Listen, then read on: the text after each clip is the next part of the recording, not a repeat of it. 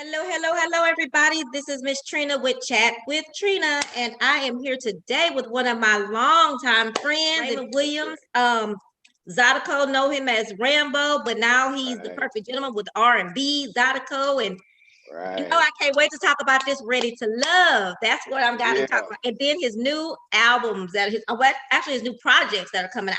Raymond, what's up? What's up? Hey, it's all good here, man. It's sunshine and rainbows. Sunshine and rainbows. You look happy. Yeah, I am. I'm very Good. happy. I'm very happy. I thought it was interesting today when I was thinking about the questions, which I didn't really do too many questions, to be honest with you, because I figured we'd have more of a conversation. But I was thinking about, I don't know if it was this time 2 years ago that you and I sat and talked about you stepping away from being part of a band and doing your own thing. So it was kind of full circle now that you came back and talking to me again. So I want to say that I do appreciate you for starting out with me, like, believing in my vision and supporting me. And also, we have powwows every so often, and I appreciate so I appreciate that. So we've talked before, but everybody wasn't there to see. So tell us, are you born and raised Houston, Texas? Born and raised Houston, Texas. Been here, all my life. Born at Jeff Davidson Hospital, matter of fact. It's not here anymore. Yeah. Yeah. Now with LBJ took over. Yeah, not right. Place, but yeah. So that's where you went. That's where you was born. Oh, okay. Okay. I was born at St. Joseph. No, St. Elizabeth, which is not here anymore. St. Elizabeth. It's not here anymore. Wow. Okay. Us little bitty babies, us old babies, because we all in our 50s now. That's right. That's right. What school did you go to? What side of town? I've been North Side man all my life, so it was I'm North Side, pro North. Now you Northeast? Closer to Northeast. Yeah, but I went to Tidwell Elementary, Kirby Middle School, and MB Smiley High School. And you have kiddos. You've been showing us all your kids lately. Yeah, I know your youngest. Well, I don't think he's your youngest, but I know Raymond, the other Raymond. Right. He's the second. Okay. My daughter is the oldest, Nikki. Okay. Matter of fact, so Nikki is 25. Raymond just turned 23 on the 2nd. Okay. Of this month, and my other daughter Rihanna just turned 18 on the 4th. Okay. And then I got Raylan, which is the youngest. We call her Pootie. She's 13. I've seen that name. Yeah. Oh yeah. How does it feel to have a 25-year-old? It's good. It's good. We didn't always have the relationship we have now because I was somewhere. I wasn't ready to meet her. I wasn't ready for the new generation. I'll say that because I was still in the way we was brought up, old belief systems. So the stuff they do now collides totally with what we came up with. Well, it first started in church. Okay, yeah. That's where I learned to play. And a friend of mine named Jeremy Gaddy, he hooked me up with Jay Paul. I didn't know Jay Paul. Jeremy Gaddy called me one day and he said, "Hey man, I got this guy. They looking for a bass player, and they play Zydeco. That's what he said. I didn't even know what it was either. All I knew was don't mess with my tutu, This most of us knew. Zydeco. I was like, Zydeco, what is that now? I don't want to play that. And he's like, pay $450 a week. I was like, I think I'll do some Zydeco. Whatever it is. Right. Back then, that was back in the 90s. Right. 80s, 90s, So he said, okay, I'm gonna bring him. I was at that time playing at this church, New Mount Calvary. I was the drummer. Oh, yeah. That's where my cousin Sean Sean. Shout out to Sean. Shout out to my cousin. Yeah. I was playing drums over there and he brought him to rehearsal one night and Paul came with Jeremy and they were sitting in the back and when rehearsal was over, I went back and Jeremy introduced me. He was like, "Hey, this is my friend Paul. This is Raymond." So, Paul, he looked like a little kid back then, hat on his head. He like, "Hey man, so you want to play some Zydeco?" I say, "Man, I don't know what it is, but if y'all paying that much, I'll do it." It just so happened J. Paul was the drummer for Step Rito. Okay. So I ended up going and then I started playing bass for Step Rito. And that's how me and Paul that's how we met, and that's how we got tight from playing with Step Rito. So what other Yeah. instruments do you play? Bass and I play bass, lead guitar, drums. I can play keyboard, but enough to pad studio. I don't oh, play like fluently like they uh-huh. in the service, but I can play keyboard, and that's Okay. pretty much it. Yeah. Okay. But I do vocal training, and I sing and I teach vocals and stuff too. Oh, okay. Okay. Mm. So music has just been something that's kind of where your passion is and where you stayed at. That And saved my it life. makes me think about it though, all the craziness of being a part of a band and that rock and Hmm. roll life of, women, all the Hmm. kind of stuff. How did you Yeah. maneuver? How did you get past that? Because I know there's probably a time in your life to where it was all of that and the fun. How did you maneuver to get past that? Well, it's different for everybody. By me coming up in a Pentecostal church and my Mm-hmm. daddy being a preacher, they put certain fears in me. Mm-hmm. So when I got out there, it was just certain things I just didn't partake in Mm-hmm. because of my belief system. It Right. was, you know, one thing I wanted to go, but I was scared to go because I was like, if I go out there and play for the devil, I might not make it to heaven. Oh If yeah, that makes sense, yeah, because it was yeah. real Because strong that's what back they. then. You Mm-hmm. you play for God or you play for the devil. So you was Yeah. making the choice. If you go out there, then you may not make it May not back, make and the you're gonna go to hell, right? right. So the Yeah. whole time I'm doing it, I'm still conscious of that, even though I'm doing it, I'm enjoying it, but it's like all the way in the back of my mind, Mm-hmm. man. I got to get back to the church. Yeah, So yeah, yeah. just just that belief system wouldn't allow me to go too deep Too into far. that world. Yeah. Right. So Right. I enjoyed the parties and the women. I ain't gonna lie, musician, but I didn't indulge. I didn't drink and I didn't do any drugs because Okay. that's just something I don't do. That you just okay, okay. Yeah, I It's don't. funny. It's funny. I have a friend that he's always drinking this. It's like a burgundy drink, and so all these years I've been thinking he was drinking Grey Goose and cranberry juice. Uh-huh. And one day we just happened to be talking. He was saying, "Yeah, I don't drink." I said, "Yes, you do. You always with a cranberry and Grey Goose." He says, "No, that's cranberry juice. I don't drink." I was like, "Well, I'm thinking you getting drunk." He says, "Nope, I do not drink." I thought, okay, Wow. um, that's crazy. Mhm. So I didn't know that your dad was a preacher too. Like Yeah. Paul's dad was a bishop Hmm. preacher too. Okay, Right. so Yep. then Step Rito. Then you guys decided to move forward. Yep. We actually started playing with Step, and before I got to the band, Step didn't even have a CD out. He made his first CD Mm, when I got with the band, okay. and that was Here Comes Step Rito.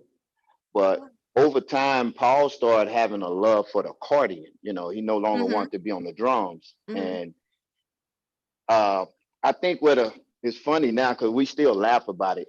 mm. When Paul started playing accordion, he would practice. A lot of people don't know. I had to hear Paul from scratch. Y'all got to hear him Oh, later when he learned how to play and you're dancing. But that joker called me from work. Hey man, look, I learned the in. I was like, oh my god. But he was on it. Paul used to like literally every weekend drive from Houston and go to Louisiana to listen to uh-huh. his idol, Keith Frank, and he would come Okay. back and give us Keith Frank's show, and we Yes. would do it not knowing it's Keith Frank's show, but Yes. when Paul started wanting to learn, I don't know. Me and Paul was always tight, and we always Mhm. talked on the bandstand. We might Yeah. be like, "Look at that girl there," but Steph Uh, started thinking that Paul was laughing at him, or like, what's oh. so funny, So they started clashing. So that's Oh. how the breakup came. It was like, well, I guess nobody was comfortable no more. And I knew Mm-hmm. only Paul, but I was Mm-hmm. like, when Paul left, he was Yeah. like, say man, let's go do this. And I was like, nah, I'm gonna go back to the church. I'm think I'm done with the Zydeco. I'm gonna go on back to the church. He's like, man, we can go out there. And he said, we can get Step, we can get Keith, we can go on top. And it was a Yeah. challenge for me. And I was like, okay. So Yeah. I switched over on guitar, and that's how the New Breeds, came to life. And each person came one by one, at different Uh-huh. times till we got that Until y'all chemistry. the perfect fit. Yeah. I'm Yeah. gonna be honest. I was in church. I was always in church Mm-hmm. when I first started, it was just because I love to do it. Because the churches that I grew up in, they said the Lord is going to pay you. They didn't pay us. And when I got to the Baptist churches, they started paying. So from that day on, it was like, I got to get paid now, you know. So it was the Zydeco in the church for a long time was my income, you know. But I still went to church for the money and the women. It was the same thing. Just to be honest, you know, it was the same thing, just in a different venue, you know. Right. So the So women like the men in the church band too? Oh, it's the same. It's worse. I mean, if you kind of got a little, you know, you kind of you got some limelight, you know, you kind of pop. I don't care where you at, you know, women just attracted to guys that's out front, you know, and it's just, you know, anywhere I went when I was younger, everybody knew Peanut, you know, Peanut. And I think that's why I was able to be, you know, grounded, because it didn't blow my head to be in the limelight. I've always been in the limelight wherever I was at, you know, not the most popular, but I was used of it, you know, and I'm glad I got that early so it wouldn't blow my head up and I just go crazy. So I was kind of just used to being up there. And you say you were in the limelight, but to a certain extent, you always, from my observation, you still kind of stayed, you know, in this little place here that look like you were more comfortable over here to the side. Just my observation. And you just made a decision, what, about 2 or 3 years ago, that you were going to step out and do some other things, which when you started the Perfect Gentleman. What made you start? I think I know, but what made you go into the Perfect Gentleman phase? Well, I think all along, a lot of people was telling me, you know, even when I was with Paul, I'm the type of person, I'm a loyal person. If I'm on your boat, I'm on your boat.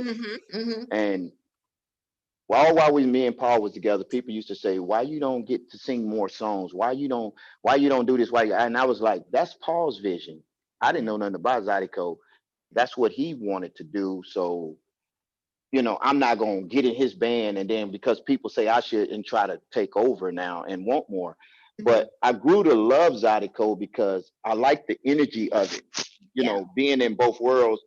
You know, before I started playing, you know, you go to the R&B where it's a different world. You go out and you try to dance with somebody and they look at you like, I don't know you, you know, or you got to buy a drink or you have to have certain jewelry on, you know, to get attention. When I first came to Zydeco, it was just all about dancing, you know, and I was like, oh, you want to dance? Yeah, I want to take you out there and you get whiplash, you know, they taking you so fast. And men was like, go ahead, you know, with their wives, it was just free. And I was like, this is cool.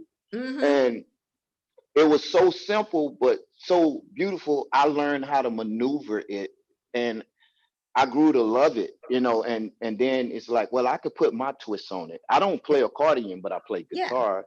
So I'll just, you know, you got so many genres of music. So I'm like, well, I don't have to go learn accordion to keep enjoying Zydeco. You know, I'll just put the guitar, the lead, and that way you know, now other people have a different genre to choose from. You know, I do it, but mine is contemporary, where it's a little bit more R&B because you don't hear the accordion, but you got the rub board, you got everything but the accordion. You know, it just and I just was like, okay, I had been writing for different people. You know, like Paul did one of my songs on this last CD, "Oh Honey, Oh Sweetie." That one, that's one of my songs. Yes. You know, so I got "Oh Honey, Oh Sweetie." And funny story, I wrote that song for Brad Frank. Keith Frank called me and had asked me to write a song for his brother. And I said, okay. I wrote that song and I called Keith and I said, hey, I got something. I let him hear it. He was like, nah, I think that's a little bit too much for him.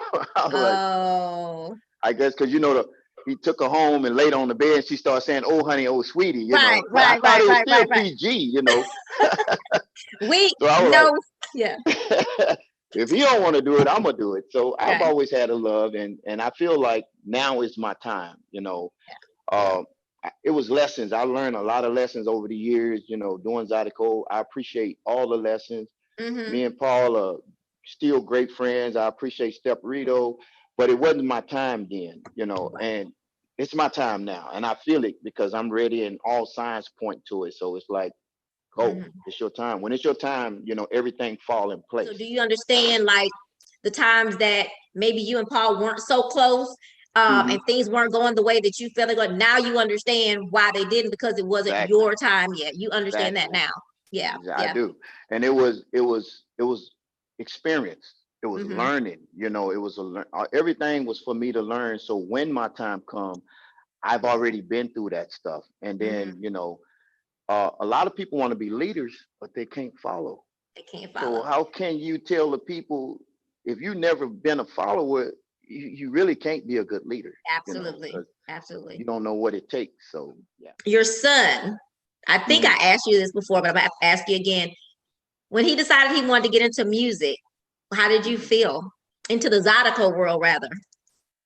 I was glad, because, you know, I'm the only musician in my family on both sides that I know of.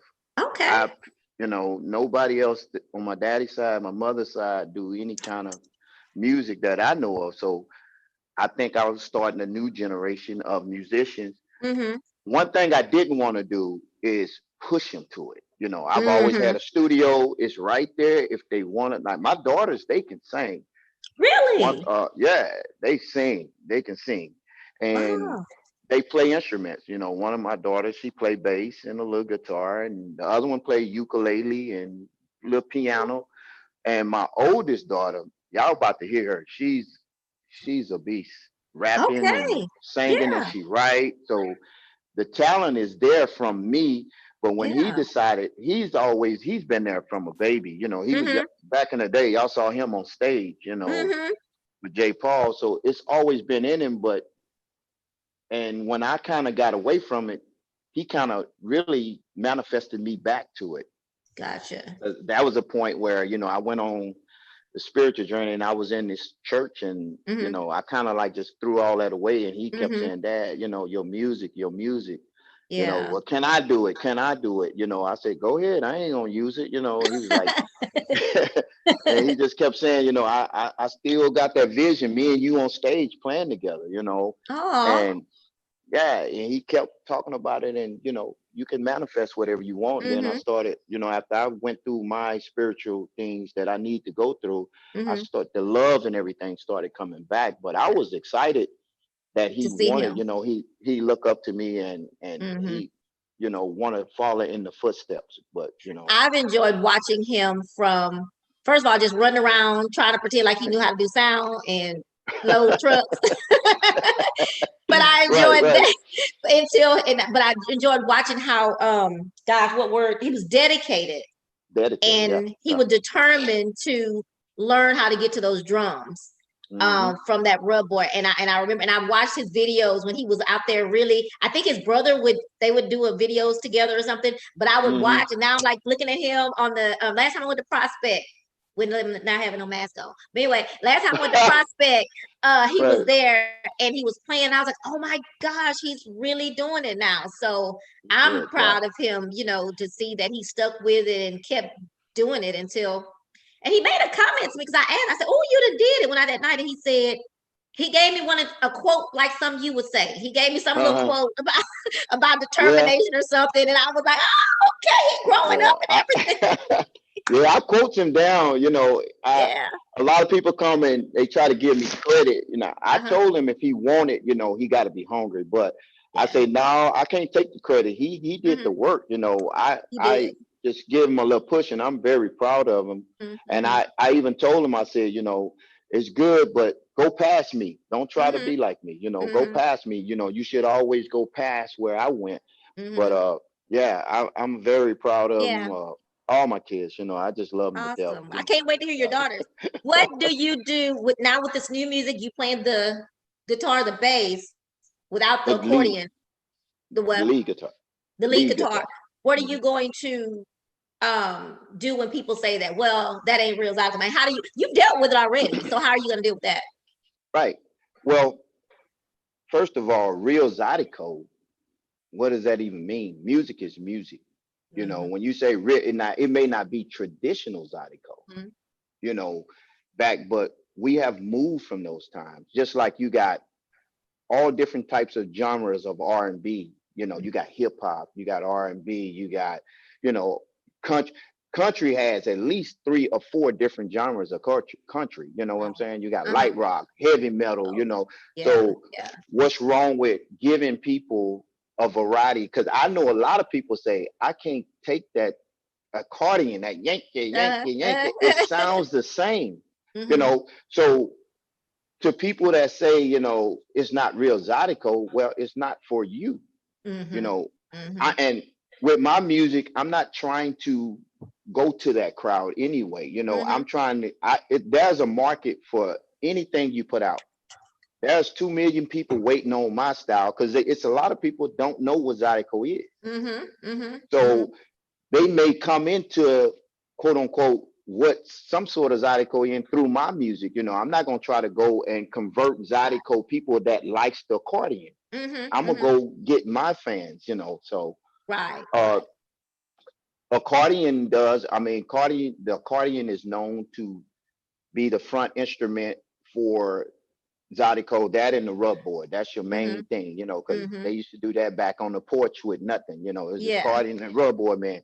But it's so versatile now. And then you got this new generation, you know, a lot of the traditional people are gone, you know. Boozoo, Bojack. When we first got in, they were still around and they were still relevant, but the younger people done took over. They don't even dance the same way back then. It's so flary now, and we done added the Drake, and so just because it ain't no accordion in there, you know, there are a lot of people that the ones that don't like the guitar being ahead, then you stay with the accordion. But then you have the ones that can't stand. I know a lot of people that heard my first 2 CDs say, "Oh, I can listen to yours because it's smooth," and but they don't understand it. And when you first get into Zydeco, it does, because almost every song starts out and then another song and you're like, and that's why they think it sounds the same. That's why people say, "Oh, it just all sound the same." Right.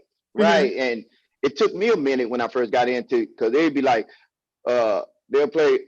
And I'm like, that's "Oh Bye." Then they'll do another song. I was like, the other bass line. I'm like, but that's the same thing. And the accordion only have so many keys, unless if it's a piano note or whatever. But with a guitar, I don't have any limits. You know, I can move around and change the keys where they have to stay. That's why they have so many accordions, because there are different keys, and I think it's 2 or 3 keys per accordion.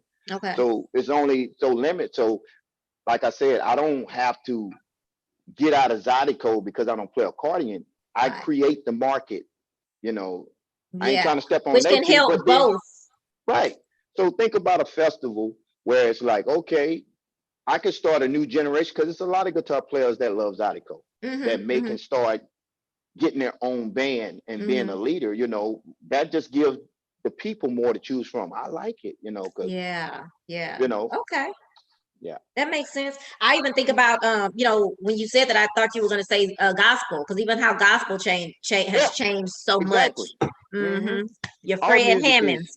Fred. I mean, when Kirk first came out, you know, some people were so traditional, they didn't accept that contemporary gospel. You know, that ain't real. That ain't Jesus keep me near the cross. You know, you're gonna have those critics in everything. But that's true. That's true. Life is study moving. The earth is study evolving. Moving. Like, we can't use computers that that was back in 2000. The software, if you don't move, you know, this generation is accepting of whatever. People looking for something new, you know. If it's new and it sounds good and it's got a message, they ready.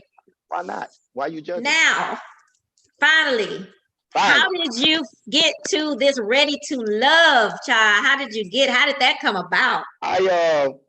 I was out one day and I came home and had a message in my Instagram, and I don't know if they went on my, was looking at my pictures or whatever, but a guy asked me, say, "Hey, would you be interested in going on this reality show?" And that's something I said I would never do. I don't like reality TV. Yeah, I was like, it's my guilty pleasure. Well, some of what I didn't like about it, I didn't like the way they portrayed the culture. It's like we can't get along. We throwing drinks in faces and everybody cheating and climbing over tables. Yeah, and I was like, I don't like that vision. I get So it. when I was asked, I think they was actually in Houston doing casting, and I said, well, what kind of show is this? And he was like, Mm, well, it's called Ready to Love. Will Packer, it's mm. on the OWN network. And I was like, I know. okay, that's big. That's big So stuff. I went on YouTube and looked at the first 2 seasons. When they did it in Atlanta, I said, okay, this is not ghetto or trashy. Right. It's just 10 guys, 10 girls gonna meet and see if they find chemistry. So I was like, well, okay, that wasn't too bad. So they asked me to make an audition tape, Mm, whatever, and I made it and end up getting picked. But I think they was looking for guys from 30 to 50. mm-hmm, That was the age range. mm-hmm. So uh, and at this time, I normally would have said no, but I'm in a part in my life where I've been sheltered because of belief systems, and a lot Mm-hmm. of stuff was a no till I'm trying Mm-hmm. out everything. Yeah, I'm just yeah, like, yeah, let's get out the comfort zone, just go see what'll happen. So right. that's how I end up doing Because that. I will say that once we found out, I know for me, I'm like, Raymond on a Yeah, reality right. show. I never would have thunk it. But No, I because will I'm say laid though back. that the show you went on was one. Oh, okay, I can see that. Right, right, So did you right. have to keep it a secret?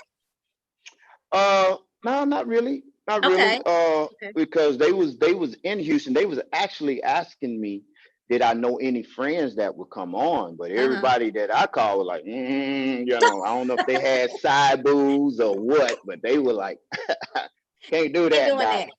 Yeah, yeah. So you So didn't know? Did you know David was gonna be? Is it David? I didn't know David was gonna be on there until I saw him at the Really? airport. That is Didn't so know. funny.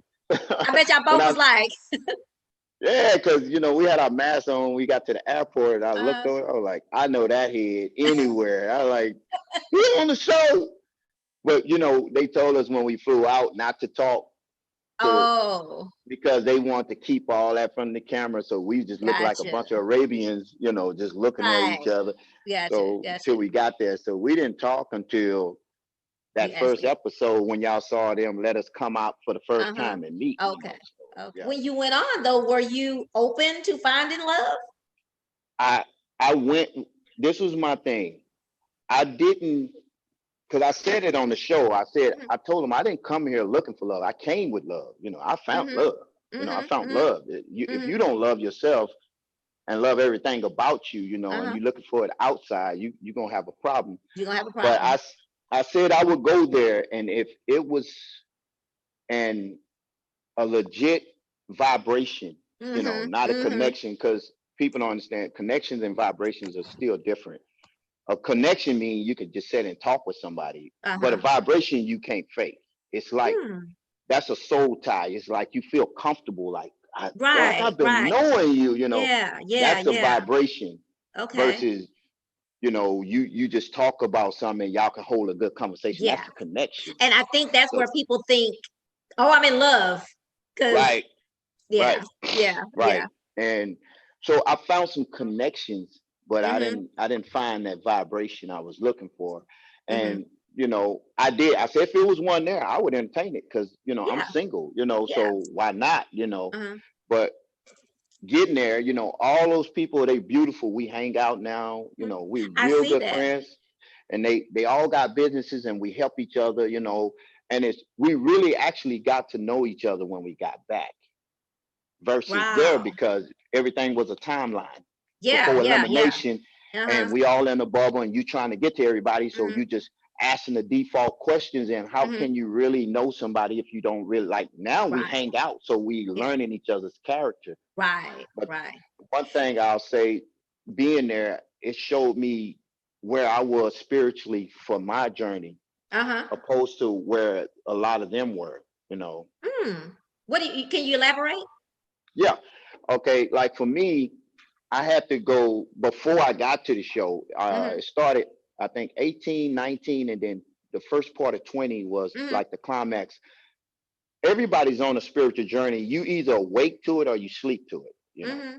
But we all on a journey. Yeah. Oh But yeah. Yeah. so I think I started awakening in 18. And so I had been going through the dark night of the soul and Mm-hmm. purging and Yeah. all the different stuff. And like I said, before that show came, I had got to this good place, Mm-hmm. where I found love. And I'm like, wow, TV, everything around you tell you you need stuff. Yeah. You complete me, you need this person, and they make being single look like a disease. Oh, you ain't got Yeah. nobody, it's dating now. So people feel like they're not complete or something wrong with them if they go and eat by themselves or they going somewhere. And it's like, you got to get out of that. If you can't be happy By and yourself. love your own company, yeah, how can you be with somebody? You're going to have a codependency, Mm-hmm. and that person is going to have a hard time because everything they do is going to have to be to please you, Right. you And know, that you get and lost in you that. get lost. That's why people get lost, Mm-hmm.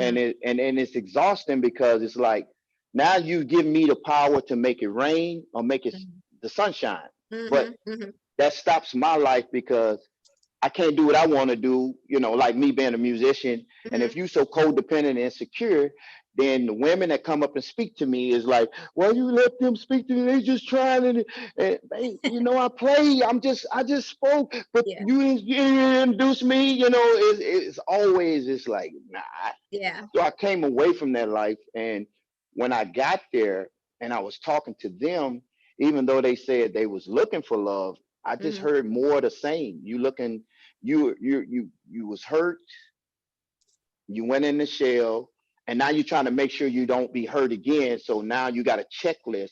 I Right. want Of this what and you I want. want that and I Mm-hmm. want that, and your guard's still up, Yeah. and so it was Definitely. like, I wasn't on that level. I don't Yeah. control anything anymore. And they couldn't really comprehend what I was saying. I'm saying, I'm gonna let the universe bring me what's for me because I've Because done that's the what work. kind of got you making that statement. That's kind of when you got eliminated there. Hmm. Because Right. I could go, I hear where you were going, but Hmm. it was like, because again, I guess you said everything was so quick, you couldn't go fully there too. Right.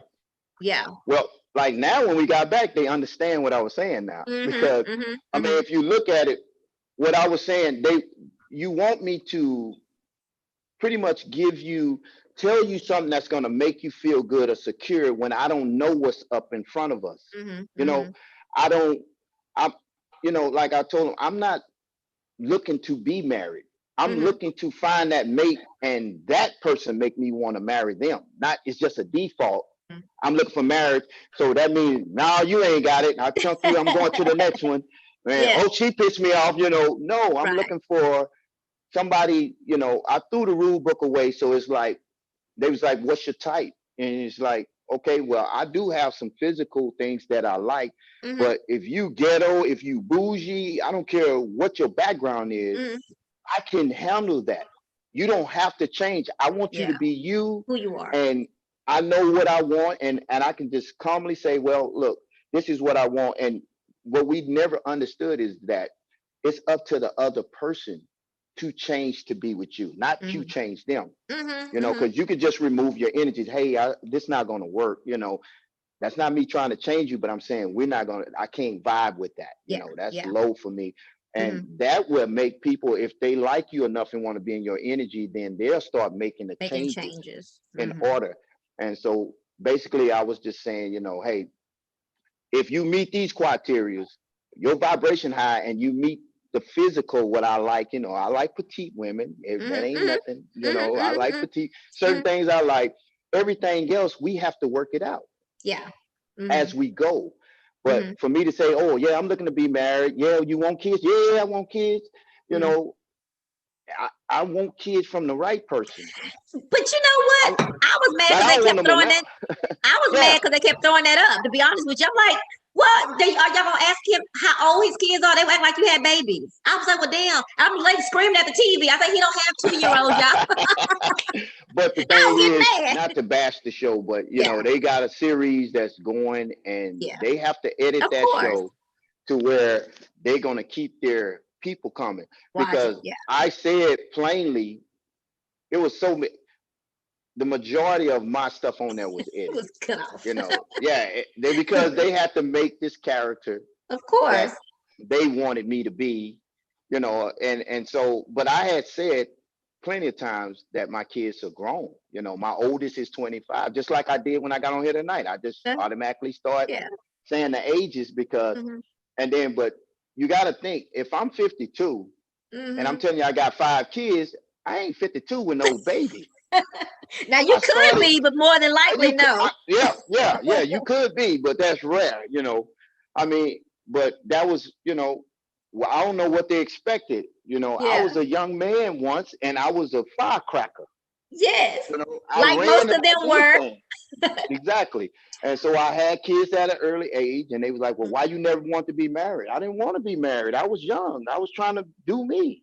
But none of my kids were, you know, one night stand. I was in long relationships with all their mothers, you know. None of them was less than 2 years, you know. Wow, so I was there with my kids, you know, mm-hmm. helping them come along. But yeah, that was that. But it was like the minute I said what I did and the 5 kids, I was judged right off. Some eyebrows went up. Right there. Oh, really?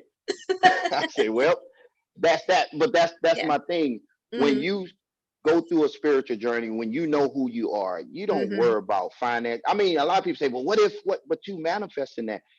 If you take care of yourself, if you can take care of yourself, that's all you need to worry about. You do not have to take care of somebody else. If you get with them and they're slacking and you choose to carry while he laying on the couch and you go to work, that's you. Put him out. Why you loving him more than you love yourself and allowing them and then blaming him? Well, the last man came in here and did. No, he didn't do nothing. You didn't allow him. On that note, though, Raymond, is it Chris? That beautiful silky voice. Is that Chris? What's his real name? Boy, his name, that's his name. It was KG. I know, but I mean, KG Smooth. KG Smooth. Yeah. So when I'm on my phone at night scrolling through stuff and I'm ready to go to bed, I always end up running into him being live on the radio. So when I saw him on the show, I was like, oh, that's the man with the voice. So what I felt, he said something, what you're talking about, the statement he made got him sent home, which I don't think the way it came across on the show is how he meant it. Like, oh, hey, you make your own money and pay everything is in half. I don't think that's what he meant. And I felt bad because he, you know, but she got sent home the next week. So anyway. Right. Well, it was a lot of misunderstanding. That's what I was saying. If you there, you say you're looking for love, but you sending people home over more of the same material. Okay, you sent David Dixon home because he said, if I just met the woman, I don't know her, she got kids. How am I supposed to be taking care of her kids and her? I got to get to know her first. Right. Well, when you accept me, you accept the whole package. But y'all just sent me home because I had 5. So how is that not? Yes. You know, and mine are grown. And then it was like, well, you know, the other part was a musician because I'm still a musician. So that says you have insecurities. You know, because you know my ex, and you know anybody that I've dated, they had every show with me because they want to be there, sitting on the stage. You know, I don't do that. You know, and when I wasn't with anybody, I came to the show, and as soon as it was over, I went home. Those days of hanging around, that's over for me. You know, I'm past that. I go here to get my money, and when it's over with, I'm out. If you see me out, you know I'm waiting on your money. You see me at a gig, what you doing here? I don't, man, to this day, I don't care who in town. I love Chris and I just don't go out. Yeah. If you see me there, I'm about to get paid. That's my job. You know, I had 30 years at the club and and I wore myself out with it. It's not a big deal to me, you know. So it's like I'm trying to do other things, but Well, it was a good show and I liked seeing you on it, and it was a great platform. For you. Has it brought any opportunities that you've seen? I know that you were already pursuing opportunities, but did this do something else? Give you an extra boost? Oh man, this did everything. This was just a start. You know, we're ending the year up, so I've been behind the scenes just putting things together. You know, but it opened up doors that I was trying to get open before the show. Wow. You know, certain venues that I want to start playing, you know, now these venues are, hey, come here, you know, hey, you can have this building, you know, a nice lady I met, she got a beautiful spot that I'm going to start using. She was like, hey, you VIP whenever you come here, you know, because she saw me on the show. She said, I was rooting for you, you know, most people despite of how they edit the show, I've got Uh-huh. nothing but love. And I want to say to my Facebook friends, I love y'all to death. They're gonna fight for you. Yeah, a lot of they hit me up every day, but I want to say I wish I could just set up and just reply to everybody that send me a text, but I can't. I'm trying to get some stuff done, and some people get offended. I had one girl say, "Dang, ain't nobody trying to get me." I was like, "Baby, calm down. You can speak." I'm like, it's not like that. I'm a working musician. I'm always doing something.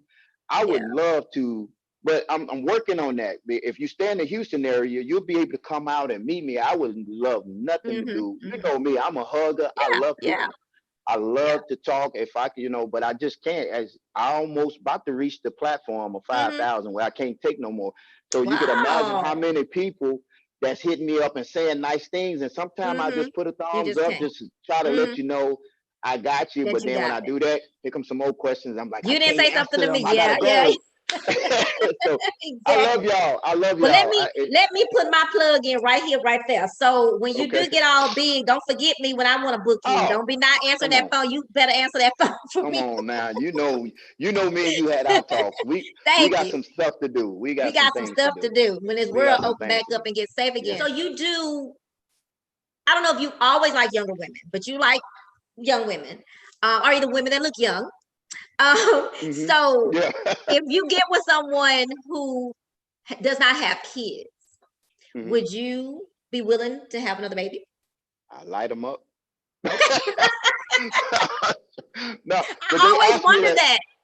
They asked me that on the show because that was one of the questions. I don't think they put it on there because most of the women say, "Well, you got 5 kids. What if your wife want another kid?" I say, "Well, I will not have another child outside of marriage." But I say, if I got to the point that me and this woman, we there and we got married, if she want another child, I give it to her because my kids are not her kids, and I know she want to share something between me and her. Exactly.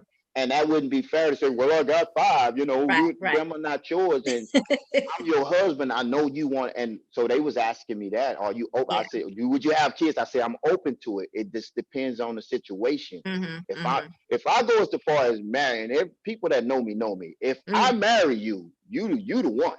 Yeah. If we get married, yes. If you want kids, I give them to you. I love kids. I made a lot of mistakes. I was young when they first came, and I wasn't ready to be a father. So I don't blame none of my children's mother for what I went through. A lot of that was my fault, but I've learned over the years, and my kids, they changed my life. They so beautiful. I mean, I love the way they are. I just see them and I'm proud of them. Yeah. So to have the knowledge that I have now on raising kids, because I didn't raise them like I did. We got raised by the extension card and racetrack and all. Yeah, you're going to jail now if you do that. Right. But I understood my parents. They only, my dad, my mom didn't do that, but my dad, they could only go with what the tools they had. That's how that's what they knew. Right. So I don't charge them, but now we know better. So I know how to set boundaries, and I love kids. I would have some. I'd be 70 if I could still drop them out. I laugh when you say things were different back then. Now we know better. Mine make fun of me because I used to tell them. Remember they used to tell us that if you ride with your lights on in the car, you get a ticket. Yeah. So my kids like, "Mama, you told us that, but you know that ain't true, right?" Well, look, that's what my mama told me. So I'm just passing down what I learned. So I don't know. Hey, they said a lot of stuff because but it saved the women, because I remember back when I was dating, a girl had to be 18 before she could go out on a date. And then before that guy, you had to go to her house, sit at the table, meet the parents, and they ask you all these questions. So you go to church? Yeah. My daddy a preacher. So what you plan to do when you get out of school? You have to ask them. They have to survey you before. And then it was like, you could take her out. They'll make the date. You be home at a certain time. But then when you got that girl by herself, those lies her mother told her, I don't want to get. They thought they get pregnant from French kissing. I know. You just have to do your lips, but if you stick your tongue, boy, you gonna get me pregnant. But they believe that, or it was just the value of women would say to a man, and women don't know. Well, they might know.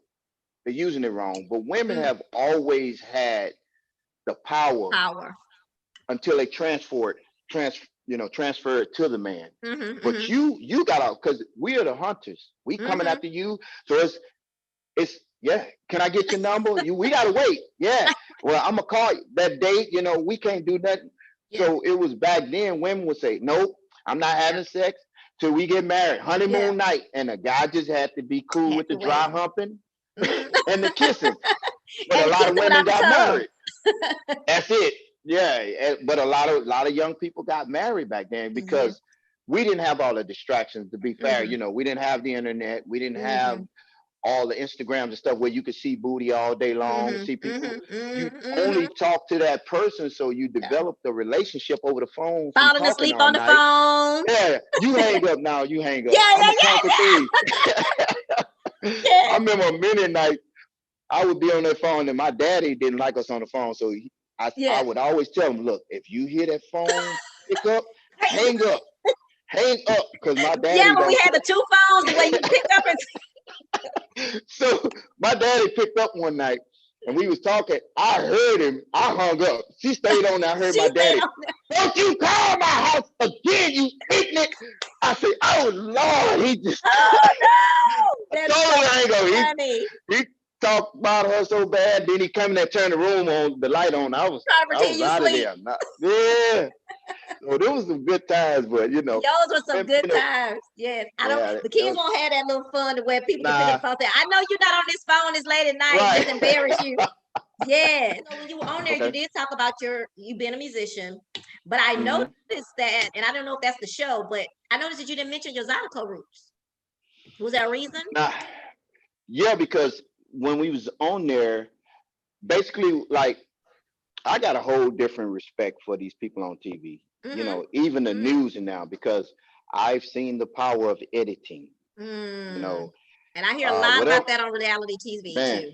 Look, whatever narrative that they want you to get, you're gonna get it. Gotcha. Like one of the girls on there right now, almost everybody hate her, but she was edited to be that way. Oh, okay. Well, I'm gonna like her. I'm gonna like her now then. Right, because like they edit Tank and Genuine so much, and I didn't say that much. I don't name drop. Tank and Genuine was back. When we go in there, there's a producer, and I don't want to blow. I mean, I don't want anybody's character damaged either. For the sake of a show. Right. We're asked questions, so I was asked. So you was on the road, anybody we know. So I said, yeah, I played with Tank and Genuine. We was never just going in the box and just confessing on our own. You're being asked questions and you're answering. So, but by them having, you don't hear the producer, so they can edit it any kind of way they want. So that's why I said, I was a musician and I answered, but I did say I played Zydeco, but they didn't choose to use that. Gotcha. And I figured that. That's why I wanted to ask that question, because I'm wondering, someone else may have thought the same thing. And I said, you know what? I bet that wasn't because everybody don't think Zydeco is all of that. So they didn't want that. Right. They didn't use none of that. They didn't use. They told me to actually bring my guitar. I took my guitar down there thinking I was going to get a spot to maybe play somewhere. And it didn't happen. So, but I'm like, hey, it was an opportunity. It was. It was exposure. And you met some great people. I met some great people. All those people on that show are phenomenal, even the producers. But everything, it's a business. I don't get mad. I went on one person that was, you got these people that do the reviews of the show. This one girl, she was trashing me so bad. Really? Yeah. And that Raymond, 52. All these baby mama, I don't know why he trash. He trash. But I couldn't even be mad at her because. Yeah. That's the character they made. I would have judged somebody off of what I saw, Of course. But I know that's what, me being, knowing who you are and being fine with it, you know how to put things in place. I wouldn't get mad at her, but I know if she met me in person, she would take all that back. She would think differently. Absolutely. She know me, So I didn't, if you want to test your triggers, see how you can do with when people Do saying that. stuff about you. Yeah. Yeah. How did you feel when you got eliminated? Actually, I already knew I wasn't gonna be there long because Uh-huh. even though there was some beautiful women, like I Mm-hmm. said, that vibrate, I couldn't have done anything. Mm-hmm. We totally different, and I could see that a lot of them was still hurt, and Mm-hmm. you can't Absolutely. fix I see that people. too. That's something that you have to do. Like nobody fixed my hurt. I had to get hurt and get down so low till I Mm-hmm. went seeking. And you know, when you still saying my marriage was bad because this, no, we accountable for everything we do. And when I stop pointing at other people and Mm-hmm. start realizing that even if you did me wrong, I gave you permission to do it. Mm-hmm. I could have said no, meant it, walked away, but I apparently I wanted you more than Mm-hmm. I choosing myself. So when they eliminated, I was actually it wasn't that bad. I was like, oh, I'm finna get some hot food. I ain't gonna lie. Yeah, our food, that cold food every day. I Y'all couldn't. have no good hot food. Mm. And then you don't drink, and I saw a lot of alcohol. Yeah, they Did had they some. get you They any had some. Coke and Sprite? Yeah, I had some. I had some. I Oh, only drunk. I drank a. I drink a. I'm a beginner drinker now. I ain't no drinker, but I got me a little drink there. I do a little okay, Crown okay, and Coke, okay, and I okay. do a little something. I told you I'm experimenting now. Oh, okay. But I But got a just don't few go little all the drinks I way over like. there. You got to stay Raymond. You got to stay Raymond to a certain extent. I'm always be Raymond. But you Okay. know what's crazy? Mm-hmm. All these years I played, when those guys come up to the stage, they like, I'm buying everybody a drink. What you drinking? They get their drink. I say, give me a Coke. They ain't buying you no Coke. Nobody ever want to buy me a soft drink. They don't want to spend $2, but I ain't buying no soda. I You used to better ask get a who drink. the sodas are for. Oh, that's Raymond for Raymond. That's for me. Yeah. Your music. I'm excited Mhm. about that. The first CD that I'm dropping is a Zydeco. It's a contemporary Zydeco. We just gonna say Mm-hmm. contemporary Zydeco because Okay. it's more R&B. But the whole CD is about my journey, my Mm-hmm. spiritual journey, and you know, finally loving yourself first, putting yourself first. Mm-hmm. So one of the songs on there, the title cut is "Love Me First." Mm-hmm. Mm-hmm. So and it kind of details about how can I give somebody something that I don't already possess? Mm. It's like, because the hook said, how can I give you a hug when I don't hug me? That's the one I You heard. know, Okay. yeah, Okay. that's love Okay. me Okay. first. Okay. How Okay. can how can I not lie to you when I lie to Yeah. myself? Yeah. That's a So, good one. and then the other one I gave you was Eyes Wide Open, Mm-hmm. which Mm-hmm. you probably haven't heard, but check that one out because it's Mm-hmm. pretty much saying that, we trying to find validation, we trying to Mm-hmm. please everybody, Yeah. and your eyes are But wide open, but you still can't see, it's not out there, it's with you. it's written. You Mm-hmm. live from the inside out, but Mm-hmm. most of us live outside in the illusion. We try to change Definitely. things from the outside when you're supposed to live from the inside. So that's gonna be dropped. That's gonna be on all platforms. The 1st of January. It's called Love Me First. That's the Zydeco album, and then Okay. I'm dropping another project shortly after that, and that one is more neo soul and step music. Oh, okay. So you got to Yeah. do a video So and let me dance in it now. I got 2 videos, and I've Yeah. already I know I talked to you about dancing, and I Uh-huh. got a couple other people that want to do it. So Mm-hmm. we're gonna find a ballroom, and Got I want yeah. yeah, I We want y'all to actually one of my friends, Sam Brown, he plays R&B, and he did his video at Chicago Bar and Grill, and we okay, did it. It was really cool. I told him I need to see my video soon. okay. So but yeah. I've been in there. I played there last couple of New Year's ago. I can't remember. Oh, I want to go somewhere where the stage and the dance floor are right there because I want to get some good cameo. yeah, yeah. Oh, that'll be So we nice. gonna That'll be nice. Yeah. You have to Sort of get, like the R. Kelly video that he did for stepping, when he had yeah, all the yeah, people. yeah. Yeah, yeah. I I want even to like be it when right. he did the little thing on the little boat thing. I don't know why I always Yeah, like that, like that yeah, that vibe. was nice. I can't Yeah. wait to hear the neo soul. Neo soul. I always hear it was a movie. Was it the Five Heartbeats? Five The Five Heartbeats. Heartbeats. When Hmm. the guy said that you have to go through something in order to make better. You make better music when you go through something. Do you believe that? Exactly. I believe that.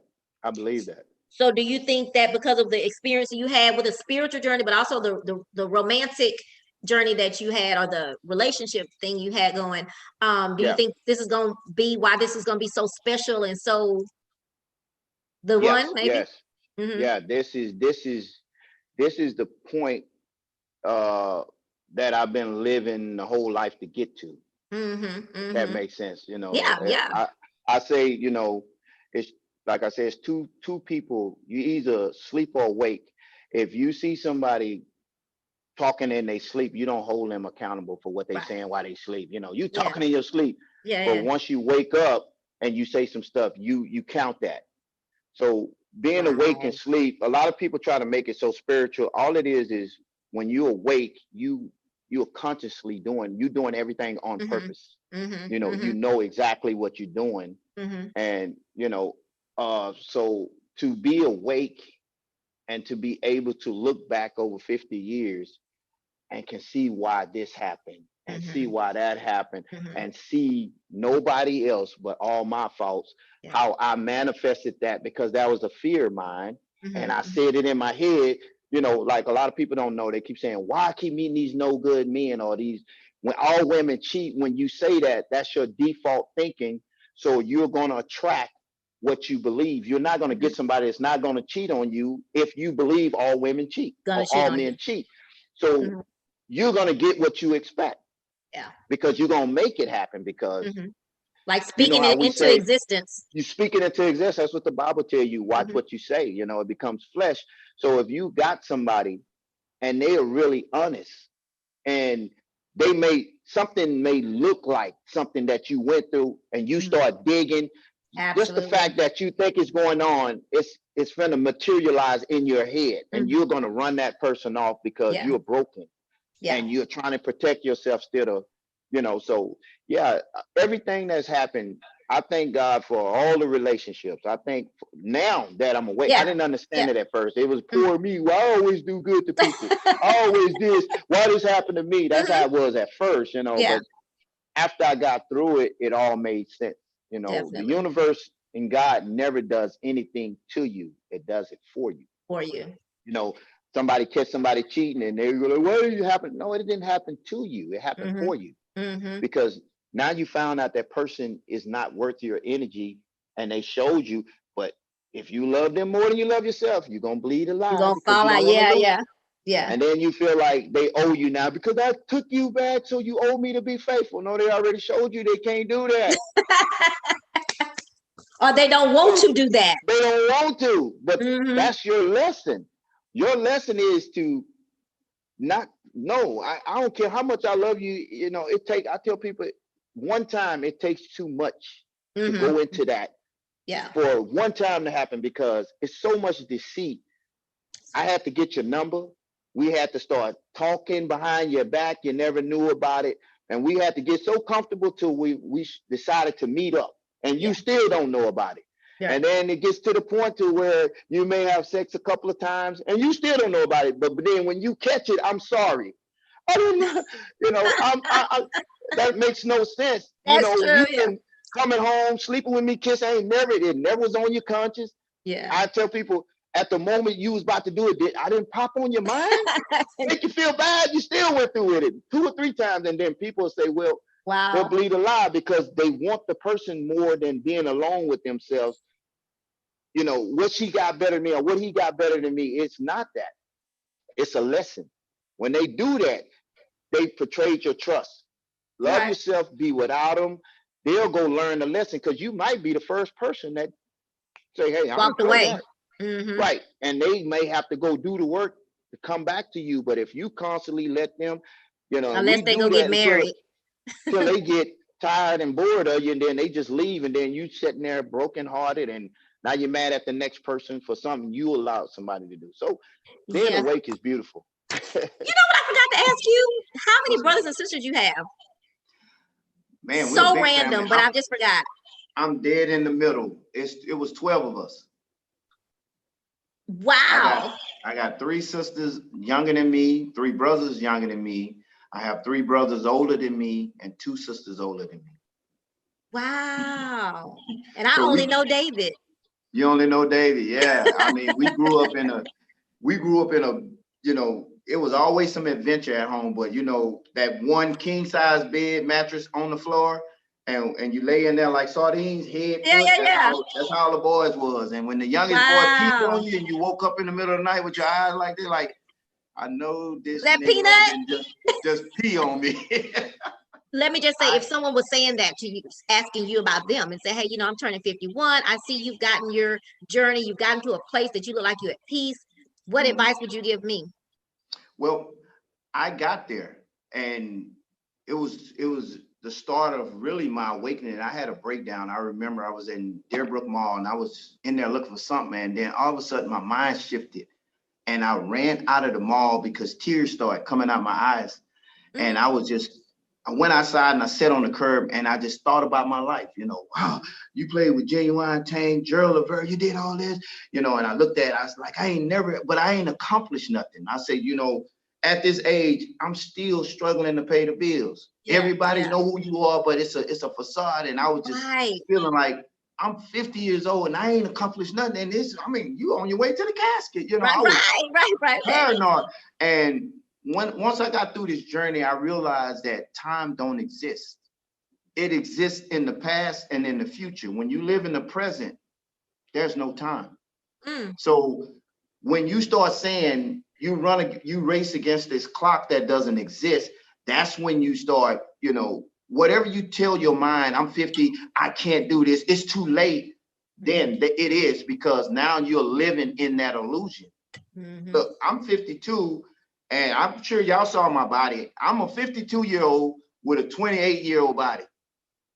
And I still play basketball. I can still do everything I did when I was 18. I don't get tired, because my mindset as birthdays went by, I still tell folks, I ain't getting old. I told my son, y'all won't be able to whoop me in basketball maybe till I'm 80. You know, and that's my mindset. And once I learned that, you know, I use time when I need it. Other than that, if you stay present and put your goal, whatever you want to do, just go for it. You know, who says 50? You know, I watched the ages go up, because back in the day, 50 was 50 didn't look like that. It didn't look like, you know, and then it was like they keep moving it, because you're getting younger, you know, and people are living longer, but it just depends on you. Nothing is too late, you know.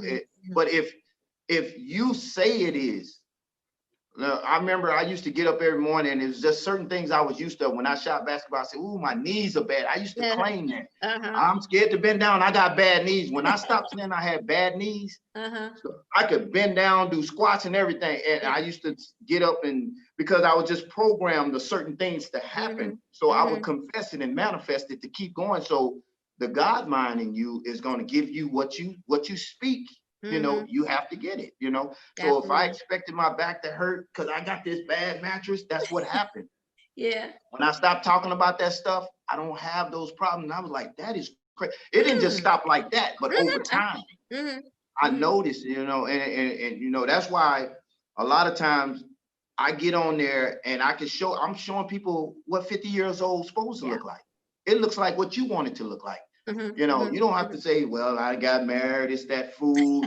No, that's all excuses. You know, you can keep your body in perfect condition.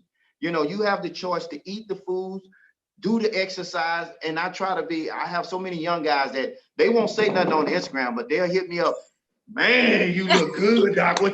You got me feeling bad. I'm like, hey, I'm trying to motivate you. You're supposed to look, you're supposed to be like wine. The older you get, the better. You know, not just, oh yeah, he look, you know, no, there is no time but what you put on yourself. You know, if you start feeling like, well, I let life, well, when you know the date you're supposed to die? Are you closer to it? Okay, well, if you know 60 is it, you waste. Then you there. Don't live in the future. Don't live in the past, because neither one of them exists, you know. It's always a present. Even if I say we'll talk tomorrow, when tomorrow get here, it's still a present. It's never, you know. So I live in the present, and I just think about what I want to do, where I want to go. I don't think about death or nothing else. I keep my mind on things, and I, you know, try to continue to be positive. Continue to be positive, and just, you know, don't tell yourself you can't do something, you know, or there's no age. I mean, life is life. It is. We put time on everything, and that's what, you know, I use time when I need it. Like, we schedule to do this, so I use time. I got something to do at 7 o'clock. But other than that, I get up every day and I don't have no time. I just do what I need to do. Yeah. I take care of the first priority first. This way, and then the rest of my day is on autopilot. Yeah. You know, I don't have to be nowhere, so I ain't rushing, you know. But when I do have to use time, I put it down and I leave early enough to take care of that. But other than when I don't need time, time don't exist, you know. Yeah. That's a nice non-stressful way to do things too. So your CD will be out, the full CD will be out in January. Did you say January? Yeah, first. January. Okay. And we can get on all platforms. Is there anything else you want to tell us about? Gonna be on all platforms, and just, you know, I'm working some things on, just keep your eyes out. I'll definitely be keeping you posted on my social medias ahead of time, and I'll be letting you know. I'm trying to get to where, you know, you can come out and enjoy the music live. So that's my next thing. I'm sorry, I gotta ask. So are you open to playing places while we're in the pandemic? Yeah. Okay. Yeah. Do you have anything? Work. You got what? I gotta work. That's my job. You got bills to pay, huh? Got bills to pay. So do you mask up? Huh? Do you mask up? I mask up where they make it a priority. Mandatory. Okay. Every place. Most of the time, if you're on the stage or that's why sometimes you see us on stage, we're away from the people. They say, you know. No, I mean, you was like, if you go to different places out and about, are you trying to keep safe? Let me just say that. I'll say this: I don't mask up. I don't mask up because of the fear of COVID, because I don't give that any energy. I'm not saying I don't believe it's out there, but I don't try to manifest it. You know, I've been here 50 years. I've seen every disease possible, you know, and I was there when we used to do way more worse. So to get here and be scared of COVID when the flu damn near took me out, I felt like, you know, but I do respect the fear of other people. Okay. You know, because or we can say, let's agree to disagree and say cautious people, because I'm not scared. I'm just being cautious. Okay. But I'm saying some people are scared. Fearful of it. They are my fearful children. Of it. I mean, like, you know, so I do wear the mask just because that's I'm not tripping about it. Yeah. I'll be respectful of other people. You know, I'm not the only one on the planet. So where I'm required to wear, I'll wear it. But if they say it's okay for me, I like to breathe freely. I don't like breathing through that, definitely. You know. And, you know, it's definitely hard to, you know, be cool with that on, because it fogs your glasses up. You can't see it. It do. But I have a friend, I ain't gonna lie. He's a real cool friend of mine. He got a whole bunch of little swagger. So I couldn't wait to see what he was gonna have for a mask. So he had that one that's like a turtleneck kind of thing, and he just wears yeah. And he ride a motorcycle. I'd be like, dude, you even make that mask look good. Like, dang. Right. So it just depends on the Sean or Dwan, whatever. Sean or Dwan, I'm gonna just say what I say right now. Yeah, he has a line of them with his logos on them. Right. Oh, I'm glad you said that. Yeah, because I got some t-shirts coming. You know, I got some clothing and things, but it's in the making, you know. So I realize, you know, we can get excited and try to do too many things at one time. So I try to just get this out first. Right. And then we'll move to the next, because I got I told, you know, I got the calendar coming and everything. So, you know, it's like I just move, you know. Is this your calendar by yourself, or you on it with other people? No, this gonna be my calendar. I think it's gonna be mainly me, but I'm definitely gonna include my kids and my family. You know, I do appreciate everybody that's been sending me you know, well wishes, you know, encouraging me that I'm gonna find my love. And I didn't go on there to find my love. I did want to, you know, do something outside of my comfort zone. It was an experience for me, you know. You know, I ain't need to go on that show to find love. All these people around here, you know. But it was an opportunity. It was a good experience, and I learned some things behind the scene. But I appreciate everybody that called with encouragements, and even the ones that got pissed off. There was some people that got pissed off. With all them I damn did you babies. wrong. You know, I'm like, that's okay. They paid me for it. So, there you go. See, that's, you know what, Raymond, if I could get that, if people could say the things they say about me and I was getting paid, man, right. I'd be good. I'd be real good. Yeah. But they're And ones to talk about me and I ain't making no money, you know. Right. But you got to look at it like this. Any kind of exposure is good exposure, whether, Definitely. you know, even the people that's talking negative, you didn't know me before the show. Now you talking, you know, so that way, whenever something else pop up, whether it's negative, that's that guy from Ready to Love. Yeah. Yeah. You know, so it works. They probably just didn't like you on that show, but like I say, you in an airport somewhere, people run up to you. That's not our nature. Hey, I remember you from the show, or they'll say whatever. So, you know, it's all good. You know, it's all and then good. again, you got those women though that will be like, see, I can fix him. I know what he said, but I can be the one that I can make him love me. Well, y'all, come on. I mean, you know, I'm open. You mentioned, I have to mention, this is what I forgot to. You mentioned that men are the hunters. How do you feel? Because in a band, as a musician, women are gonna come hunt you. How do you feel about women that are aggressive? I'm good with that. Okay. I mean, most men don't have a problem with it because it takes the pressure off of us. You know what I'm saying? Okay. You know, most men don't trip about it. I think the belief system is that the man's supposed to do all that, just like with KB, you know, KG Smooth when he said about the half and half. Well, the older generation, you know, that was, you got to realize back when I was a kid, my daddy could be the only one working the economy. Look, I remember I was going to the store with a 50 cent and coming back home with juice, bread, eggs, and, you know, food was cheap. Bread was 10 cents. Yeah. So you could do that. And then back then it was big families everywhere. We had a family that was in the church that had almost 20. So a man could go out and take care and the woman stay home and raise the kids. We're in a different time now, you know. But what I feel on that is that we all come into this world and we all supposed to be self-sufficient. How was you making it before I met you? You know, now nobody should be pulling nobody. That's why I'm looking for a person that's whole.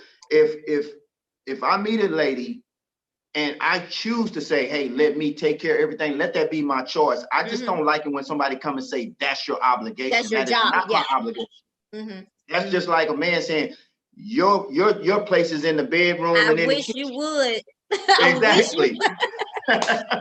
So we not like that. It's supposed to be, we're both 100 and together we have 200 and we just take care of everything. Now, if I choose to say, hey, I'll take this and we agree on things, but don't come here with the, it's your job to wash the car. It's your job. No, that's them days and over. Don't even be upset because we're just now meeting each other for 5 seconds, and for us to have this conversation, these are my thoughts now, but once we have a whole full conversation, we can figure out where I'm coming from. Because I tell you what, he probably got a whole bunch of women throwing pennies at him because that made me sad. That made me like him. Like, whoa, I really like his voice, but you know, yeah. I did think, I thought he was gonna be the arrogant one on the show when he came out with the pink suit and the jacket flies. Oh, he gonna be something else, and he was a nice one. Yeah, he was. But you know, even on the show, we didn't even pick our outfits; they picked it. Are you serious? Yes, we had to. And we had to dress up in different outfits. Yeah. And the producer say, okay, you have this one for this and you have this. So they chose him to have his shirt. And I seen him getting bashed about that. Oh, he just come out there with his chest out and he think he all that old pink ass suit. And I'm like, he didn't even pick that, you know. Everybody, you know, but when you don't know, you don't know. You don't know. So you just see it on the TV and people just go off the TV and that's their show. And a lot of people, you know, not built for that. That's why we had to take extensive tests before we went on that show, because they know people can, you have to take this test saying, have you ever tried to want to commit? So it was an extensive test to check your psyche because I understand now why they did that, because Definitely. these people are serious about this show, and they say some mean stuff, and everybody can't look at it and laugh and know that, Right. like I can. Yeah. They get offended. That ain't me. Yeah. I ain't I wouldn't have been able. I wouldn't have been able to do it. I wouldn't have been able to do it. It wouldn't have been me. I will say that one person that's my favorite on the show, though, is the younger person. I don't know if she's the youngest, but she's the one that the girl you said is not mean. She's beating up on her all the time. You talking about the one they call Viv is the one I was talking about. The one that they say look like Aunt Viv. That's the one I'm saying. Well, who is the one she don't be liking all the time? The little young girl. Adriana. I like her. I love Adriana. Yes, she was one of the ones I had. Her and Alex and Shay, I had a connection. It was which one was Shay with the? Shay was the chef, the one that was sneaking. Yes, She kind of got the scratchy voice. Now them three, when I talked to them and I talked about the kids or what I had, they didn't flinch. It wasn't go back. Oh, you got three. It was like, okay, well, how old are they? It was a regular conversation. I didn't feel judged. Everybody else was like, 5. Oh, really? Okay. Have you ever cheated? Yeah, I cheated before. Oh, really? Come on now. That's dogged you completely out. Instead of saying, well, at least he admitted it. Right. I mean, come on. If I'd have said I didn't, you'd have said you're lying.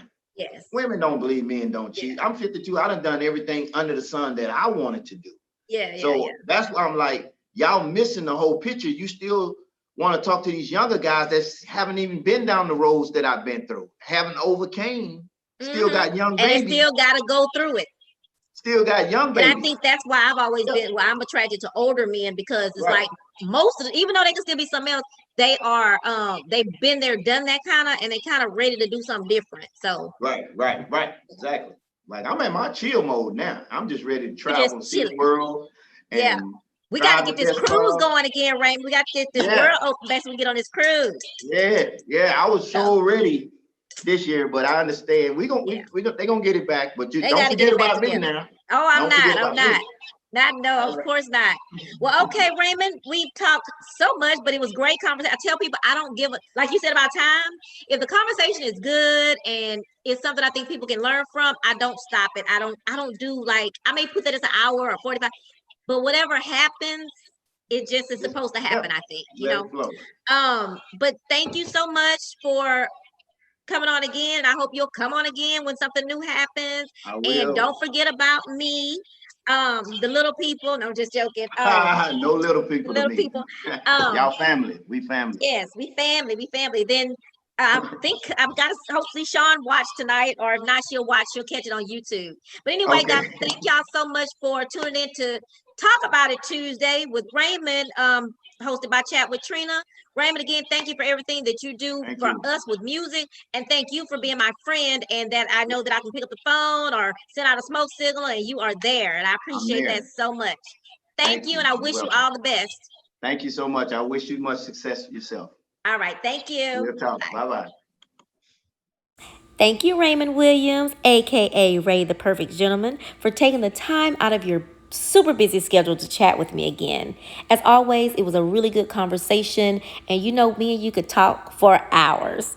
I also want to say I am so excited to see the doors and the opportunities that are coming your way, and I can't wait to see where this is going to take you next. Thank you also for supporting me and my vision of Chat with Trina and So You Want to Dance Live, and I can't wait till we get to work together. Guys, remember, Ray's new CD comes out January the 1st. It's going to be a contemporary Zydeco CD.